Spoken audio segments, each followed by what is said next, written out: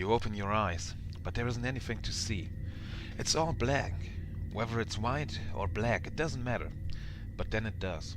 A blinding light fills your eyes, and you squint away. When you open them again, you're in a building. No, not a building. A train. The windows show the scenery outside moving at such a speed that you can't even tell what you're passing by. The interior is simple but sophisticated. Mostly white, with a few booths set up against the left wall. There's a mirror leaning up against the opposite wall. It stands right in front of you, making it easy to admire yourself. You look sharp in a black and white suit. You return to looking around. As you're looking around, another light flashes in front of you. It isn't as blinding as the last one. It's softer.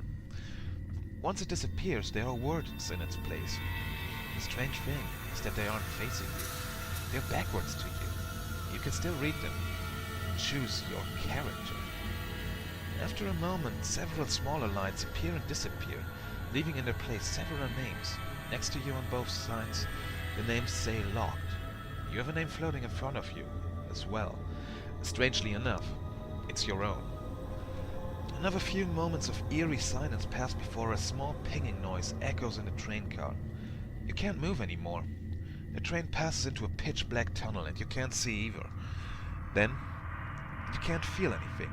It's as if you're floating. When you can see and feel again, you're in front of a wall. Your movements still aren't your own, but it doesn't feel as though an outside force is influencing you either. It's more as though it's all in your subconscious. There are several other kids your age laughing near a gate. They hold a pair of chain cutters. Your mouth opens and you hear yourself say something. Guys, is this really such a good idea?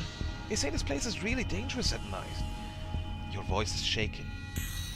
Oh, don't tell me you're scared. One of them, the one holding the cutter, sticks his tongue out at you. He has white hair and is much bulkier than you. He probably wouldn't have any trouble dealing with any danger that might lie in wait. It's just a bunch of buildings full of mannequins. You find yourself remembering what his name is. Rio, you know, he has every right to be. The other guy glances over at you sympathetically. He seems much nicer with longer black hair and a more delicate frame. You think his name is Jay. You can stay behind if you'd like. A third voice butts in. You realize it comes from the right of you. This voice belongs to a tall girl with threateningly pink hair and an aura that you think would be quite intimidating to many people. Yeah, you're coming back tomorrow, right? Stay today, and we'll scout it out and tell you if it's really that dangerous when we get back. You remember her name to be Hiru. You agree, still somewhat hesitantly with them. Rio gives you a grin and a thumbs up after he cuts the wire as the others enter. You think he must be much nicer than he acts. Then they disappear behind the previously locked gate into the park. The next time you see them is in the pale of the morning, when their bodies, or what's left of them, is being brought out on a gurney. The past week didn't actually happen, you're sure of it. Everyone says it happened, and yet you acted fairly normally during it, but everything went black after the incident. You're standing in front of the wall again. This time, it's during the day. You have shivers running down your spine. Although whether it's from actual fear or just fear of the memory, you aren't sure. This world you woke up in is strange. There are more words like there were on the train. Make your way to the ticket house. Is that what you're supposed to do? What ticket house? Why would you need to do that? None of these questions are answered. You find that you aren't in control of your body again. Unlike last time, however, it feels forced though, as though some larger being is manipulating your actions. Like you're a puppet. You're made to run through the crowd of people. None of them seem to find it odd. You once again ponder the strangeness of this world, but it doesn't matter. You keep running. You run past guards, who are checking through people's bags. They think nothing of it. You decide not to think anything of it either. You run to a building. You finally stop here. You think this must be the ticket house, since that was where the words directed to. More words appear here. Query about the disappearance of your friends. That's right. No one ever actually told you what happened. This time when the controlling force moves your body again, you do with it gladly. This is information you want to know. You open the door and walk inside. It's empty. You've heard about this place, you think. That it's the only building in this entire park empty of mannequins. It's large. The only other person is a bored-looking lady behind a desk. She wears glasses and has a large stack of papers in front of her. You walk up to her. She barely noticed your presence at first. When she does, she doesn't look surprised. You hear about those kids, right? Weren't you the one that was there that morning? She continued to look bored. You shouldn't worry about it. There are some things that you don't want to know. Now she looks frustrated. That's what the manager told me when I asked. If I were you, kid, I'd heed the advice. You don't want to heed the advice. More words appear above the lady's head. Investigate. She doesn't notice them. How strange. You want her to notice them, but you can't. You're already running away. Out of a building, there's a road that leads towards more buildings. You pass most of the buildings. You see a pure white mannequin in one of the windows. It's wearing a suit. You feel like it's watching you. You keep running. You run until the end of the road. You stop. There are caution signs everywhere. There are guards standing in front of the scene. They won't let you pass. Everything goes dark again. You wake up in front of the park again. It's morning again. You look around. There are more words. Make your way to the ticket house. The force controls your body again. You run to the ticket house. Query about the disappearance of your friend. You walk into the ticket house. The same woman from before sits behind the desk. She looks like she expects you. Investigate. You run to the end of the street again. The guards won't let you pass. Everything goes dark. You wake up in front of the park again. It's morning again. You look around. There are more words. Make your way to the ticket house. The force controls your body again. You run to the ticket house. Query about the disappearance of your friends. You walk into the ticket house. The same woman from before sits behind the desk. She looks like she expects you. She looks annoyed. Investigate. You run to the end of the street again. The guards won't let you pass. Everything goes dark. You wake up in front of the park again. It's morning again. You look around. There are more words. Make your way to the ticket house. The force controls your body again. You run to the ticket house. Query about the disappearance of your friends. You walk into the ticket house.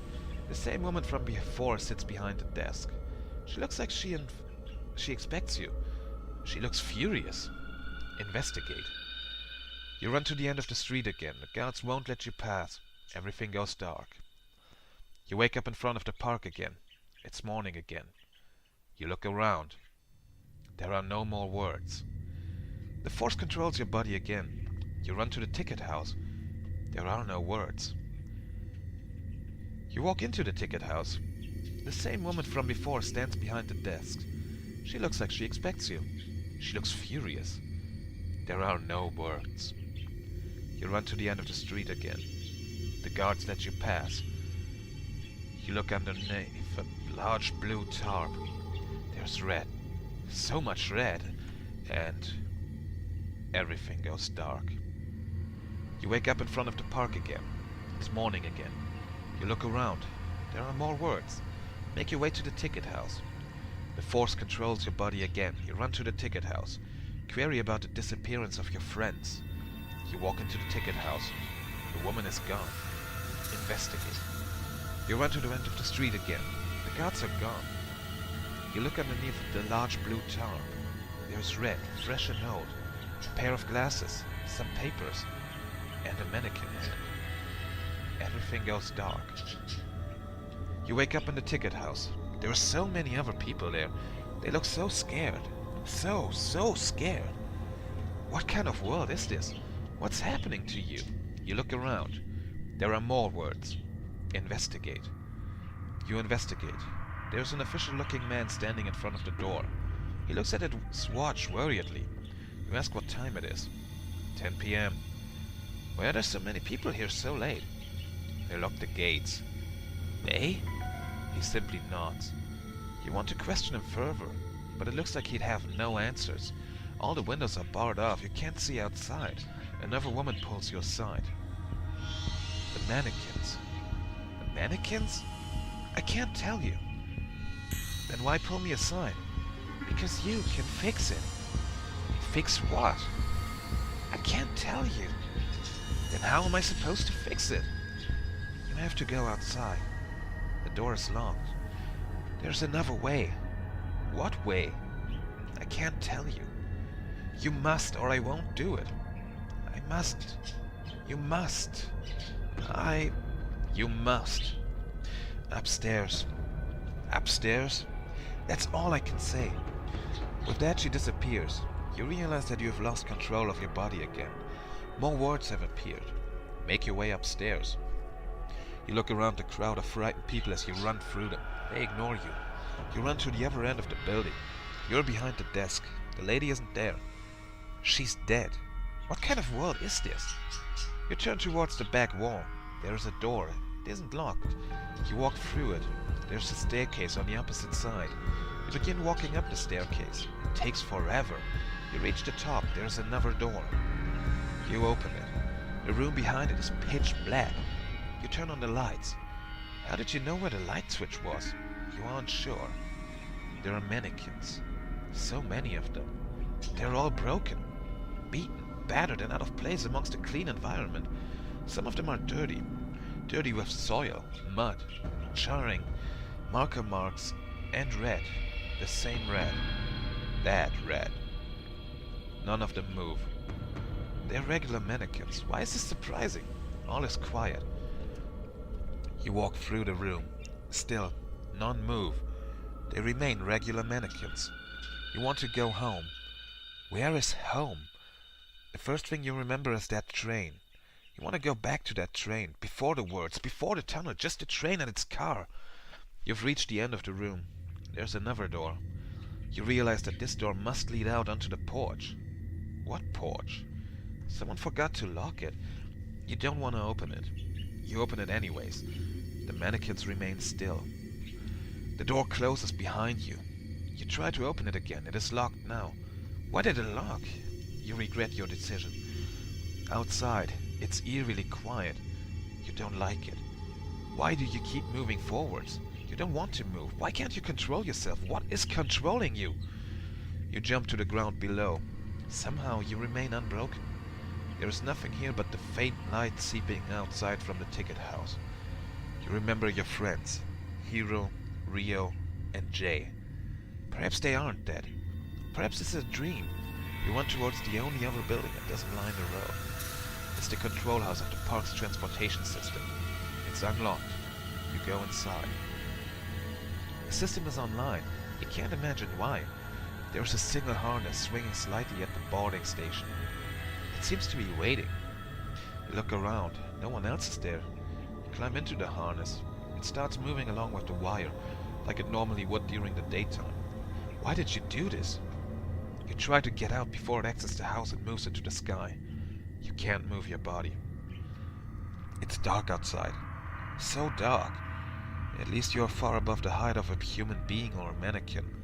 You wonder why your mind added mannequin to that sentence. It shouldn't have needed to. The ground seems like a dangerous place. You want to cry. The wire edge is closer to the ground. You wanted to go back up. Soon you are passing by the buildings on the roads. The lights are on inside. The mannequins, the ones that usually line their interior, are gone. All of them. How were they brought away so quickly? They were just there yesterday. No, not yesterday. The last time you woke up. And they weren't there then. Not all of them. Some of them were missing. The suited mannequin that watched you the first day was missing. You realize the end of the street is approaching. You don't want it to approach. You want to go back. You want to be able to look inside the windows. You don't want to get off this contraption. It was the only thing that kept you safe. Kept you safe? From what? More words appeared. Save the girl. Save the girl? Save what girl? You passed the words and could no longer see them. They could not answer your questions anyways. You've reached the end of the street. No one is there. The tarp is gone. So is the red, and the glasses, and the papers, and the white plastic hand. Suddenly you are on the ground. How did you get out of the harness? How did you fall so far without breaking? What kind of world is this? Did you even fall? You look around. There is a girl there now. She wears a frilly dress. She looks at you with frightened eyes. You realize that the words must have been referring to her. You want to help her now. But from what? There's nothing around. Suddenly she screams. She is swallowed up by something white. You failed to save her. As the first task you have failed. There's a mannequin in her place. It wears a frilly dress. It's looking at you. You can tell. It does nothing. More words appear above it. Save the guard. Find the mannequin. The mannequin? It's right in front of you. You've already found it. Perhaps it's talking about another mannequin. Why do you need to find it? You realize you don't want to find it. Finding it is a horrible idea. You look back at the mannequin. It isn't a mannequin anymore. It's a perfect copy of the little girl. But you know it isn't her. Her skin is too white. Her eyes are too blank. She's the mannequin now. You're scared. You feel yourself begin to run. It's dark. You can't see where you're walking. You stop running. Why did you stop running? You want to keep running. You want to go back to the train. If you kept running, you would have. You would have won. You can feel it, but you stopped running. What would you have won? Why did you stop? You blink. There's a mannequin there. You wonder how it got there so fast. It wasn't there a split second ago. It wears the same outfit one of the guards wore. You realize it isn't looking at you. You turn around. One of the guards is there. How did he get there? He looks fearful. He looks at you. You have to save him. What will happen if you don't? It's too late. Something white swallows him. The mannequin stands in his place. You don't want to watch. More words appear above it. Save the waitress. Find the mannequin. The waitress? You turn to the side. You already know what happened. If you look back at the mannequin, he would be a white-skinned replica of the man. You don't want that to happen to anyone else.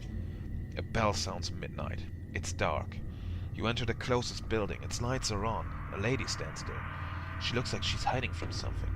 She wears a typical waitress garb. As soon as you enter, she looks both furious and tearful.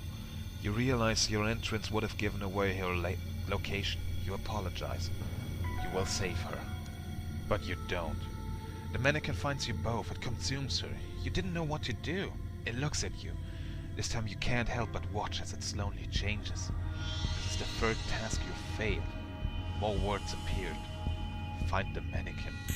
Save yourself. Why would you want to find the mannequin? Perhaps if you find it before it finds you, it'll go away. Why would a mannequin be looking for you? You realize that each of these three people had a mannequin looking for them. Then you begin to run. Out of the building, up the street, towards that one building, that one where you saw it, where it watched you from. That's where it'll be. You arrive. You look around. It's there, you know it. It was waiting. It wants you to win. A voice calls out to you. You turn around. A white-skinned figure stands there, but it isn't a mannequin. Not anymore. Two figures stand beside it. One of them has white hair. He wears a sarcastic smile. One of them has long black hair. He seems welcoming. The third has threatening pink hair. She grins. It's too late for them. It's too late for you. You suddenly have full control over your body. For the first time since the train, you are you, and only you. You whip around. They distracted you. This was the plan all along, you realize. It's too late for them. It's too late for you. A suited mannequin stands there. You didn't find it. It found you. If it could grin, it would be. It's too late for them. This was no one's fault but your own. If you had stopped them, none of any of this would have happened. The mannequin approaches. It's too late for you. You scream. Red is all you can see. That and two words. The words, it was all in the words. You realize. Pain. So much of it. What is this word? Why were you in it? Could you really have stopped any of it? Soon the pain goes away. You are the mannequin now, you realize. You don't mind too much. You can still see the words. Game over.